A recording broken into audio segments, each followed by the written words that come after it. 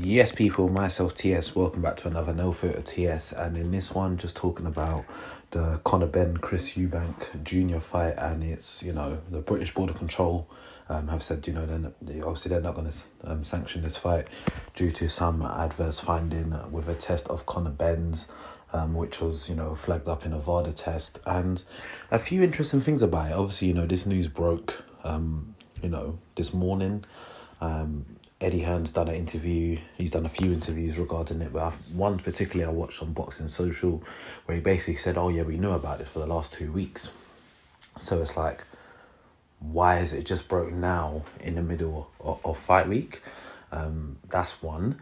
The second thing is Eddie Hearn. He's a man that, very business minded, entrepreneur, etc. I've read.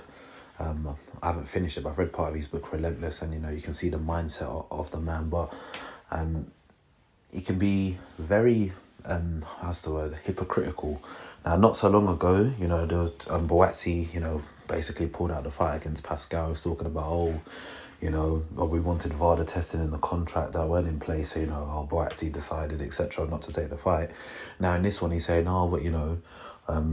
there was a finding in the A sample from VADA, but the UCAD test didn't flag nothing, so he hasn't been sanctioned, he's good to go. It's like, mate, 1 week you can't decide that VADA is very important, we need VADA testing, and then another week it's like, although there is an issue with one VADA test, it's kind of like, we can still go on because he hasn't been sanctioned. And the other thing was bringing up the example of Joe Saunders, saying, when Joe Saunders had a situation with Andre, it's like, but the fight never happened. So, there's talks that they can get another sanctioning body to sanction it. They're in talks with the British Border Control about getting them to sanction it, but as of this moment in time, they're not looking to do so. Matchroom's kind of looking in the mud at the moment, truth be told. The whole Fury Joshua thing's falling apart. This was kind of like the big thing, Benn Eubank Jr, cool, and then this flows up. This is like there's a terrible week, boy. I've seen Eddie Hearn with Castillo, do 1-2 interview, and really, like Castillo would say, it's not looking good, bruv. So, I'm not gonna come out and fully cuss Benn, because just like the White situation them years back, it was like, this was found, and he was found to be totally cleared about 6 months later. So we'll wait till everything is gone through its process, but at the same time now, maybe this brings point as to why Eubank Sr was saying, boycott the fight. People thinking he's saying boycott the fight because he's just jealous, or he's not in the camp with his son, etc. But if Eddie Hearn's saying that they knew about this 2 weeks ago, then potentially he knew about this and said, when he says, I already lost one son, I'm not trying to lose another one.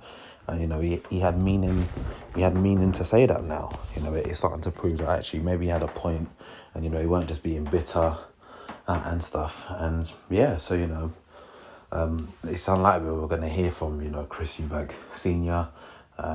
Obviously, the talk is that, these I'd spoke about it previously, and both of them are still willing to go ahead with the fight.